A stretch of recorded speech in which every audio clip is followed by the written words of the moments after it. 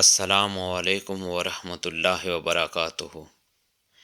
ایک محترمہ بہن نے سوال پوچھا ہے کہ کیا عورت زیر ناف بال ریزر سے کاٹ سکتی ہے؟ وہ یہ بھی پوچھتی ہیں کہ کیا عورت زیر ناف بال کسی اور سے کٹوا سکتی ہے؟ دیکھیے، بہن نے دونوں سوالات بہت اچھے پوچھے ہیں۔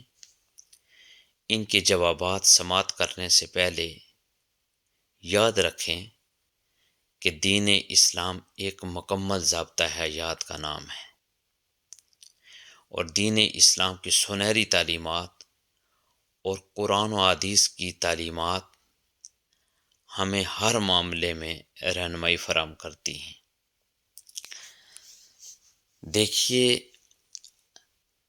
دین اسلام کی سنہری تعلیمات کے مطابق انسان کے دونوں ہاتھ اور دونوں پاؤں کے ناخن ہوں، زیر ناف بال ہوں یا بغلوں کے بال ہوں یا مونچھوں کے بال ہوں، ان کو 40 دن کے اندر کاٹنا ضروری ہے۔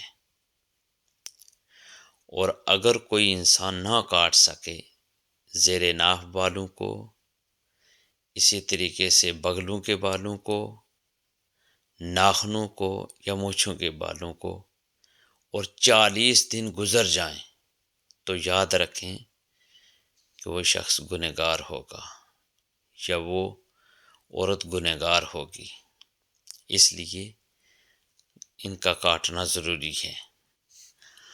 اب میں آپ کی توجہ بہن کے پوچھے گئے سوالات کی طرف لے جانا چاہتا ہوں۔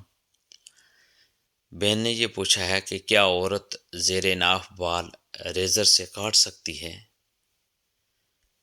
تو یاد رکھیں کہ عورت کے لیے ضروری ہے اور بہتر یہ ہے کہ وہ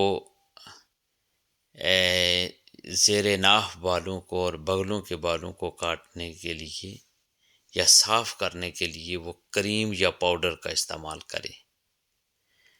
لیکن اگر وہ ریزر کا استعمال کرتی ہے تو یہ جائز ہے۔ اس میں یہ بھی ہے کہ اگر ریزر کے استعمال سے عورت کی جلد کو کوئی نقصان پہنچنے کا اندیشہ ہو تو بہتر یہ ہے کہ وہ ریزر استعمال نہ کرے اور لوہے کی کوئی چیز بھی استعمال نہ کرے، بلکہ کریم یا پاؤڈر کا استعمال کرے اور وہ بالوں کو صاف کرے۔ لیکن اگر وہ استعمال کر دیتی ہے تو یہ جائز ہے۔ بہن نے جہاں تک یہ پوچھا ہے کہ کیا عورت زیر ناف بال کسی اور سے کٹوا سکتی ہے، تو یاد رکھیں کہ عورت اپنے زیر ناف بال خود صاف کرے۔ عذر کی صورت میں شور سے صاف کروا سکتی ہے۔ عام حالات میں بیوی کا سطر نہ دیکھنا افضل ہے، نیز شدید مجبوری کی صورت میں دوسری عورت سے صاف کروانے کی گنجائش ہوگی، البتہ دوسری عورت اپنی نگاہ پست رکھے۔ اس سلسلے میں آپ کی توجہ ایک حدیث پاک کی طرف لے جانا چاہتا ہوں جو بیان کرتی ہیں، وہ ام المومنین حضرت عائشہ صدیقہ رضی اللہ تعالی عنہا ہے۔ آپ فرماتی ہیں کہ میں نے رسول اللہ صلی اللہ علیہ وآلہ وسلم کے سطر کی طرف کبھی نظر نہیں اٹھائی، یا یہ فرمایا کہ میں نے آپ صلی اللہ علیہ وآلہ وسلم کا سطر کبھی نہیں دیکھا۔ یہ حدیث پاک سنن ابن ماجہ کی ہے۔ تو دیکھیے، بہتر یہ ہے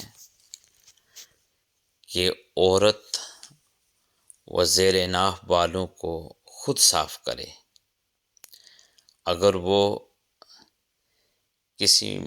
کسی معذوری کی وجہ سے وہ نہیں کر سکتی تو بہتر یہ ہے کہ اس کا شور صاف کرے، اور اگر